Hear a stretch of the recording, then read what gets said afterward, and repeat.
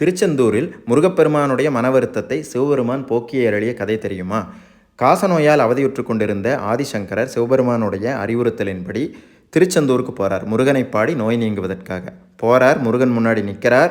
கீழே இருந்து மேலே வரைக்கும் பார்க்குறார் முருகனை. அப்பனை பாடிய வாயால் இந்த சுப்பனை பாடுவதா அப்படின்னு சொல்லிட்டு திரும்பி போயிடுறார். இது மிகப்பெரிய மன வருத்தத்தை முருகனுக்கு ஏற்படுத்துது. எல்லோரும் பிள்ளை வரம் வேண்டி சிவனிடம் வரம் கேட்பார்கள். ஆனால் சிவபெருமானே வரமாக வேண்டி பெற்ற பிள்ளை அல்லவா முருகப்பெருமான்.